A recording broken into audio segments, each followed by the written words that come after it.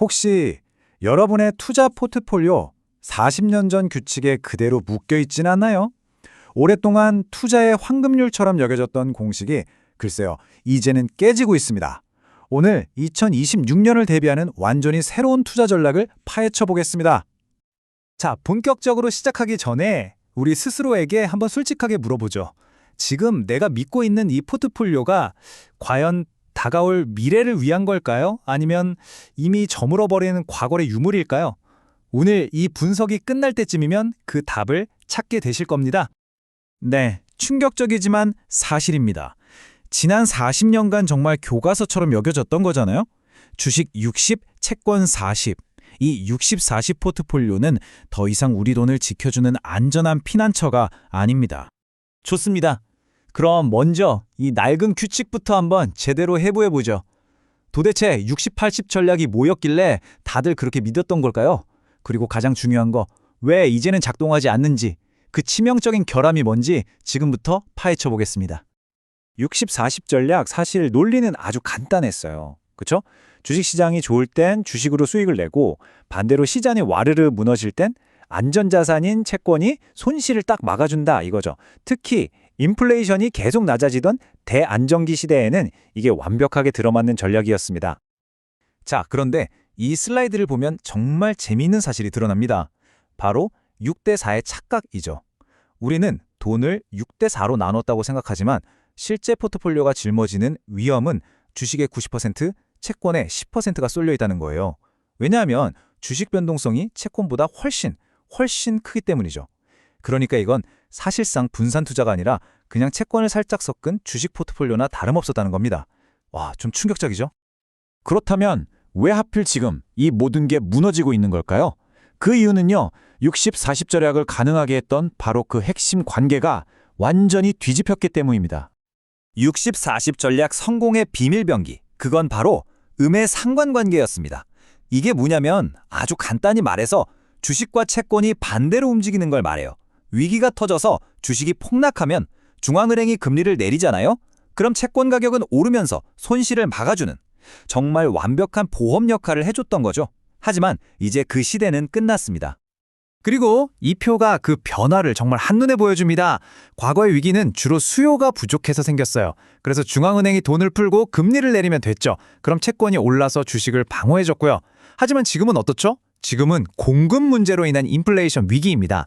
그러니까 인플레를 잡으려면 금리를 오히려 올려야 하는 상황인 거예요. 그 결과 주식과 채권이 같이 떨어지는 정말 최악의 시나리오가 펼쳐지고 있는 겁니다.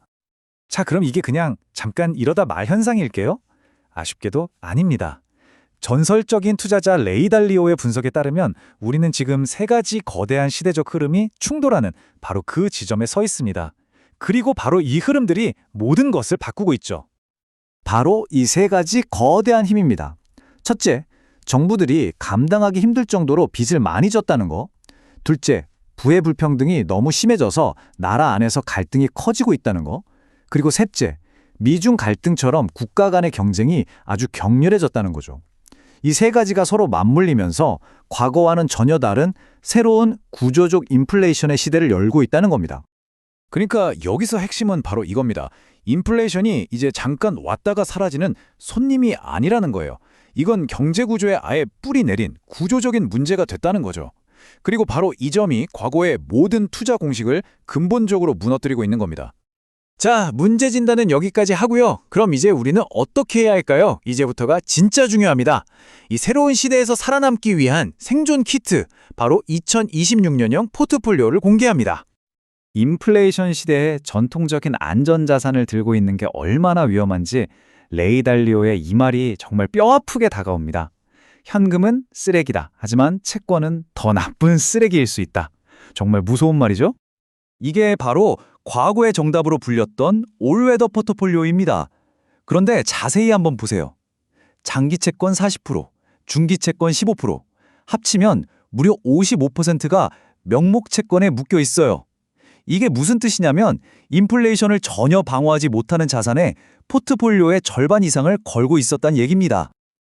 그리고 이것이 바로 2026년을 위한 새로운 대안입니다. 가장 큰 변화, 혹시 눈에 들어오시나요? 네, 맞습니다.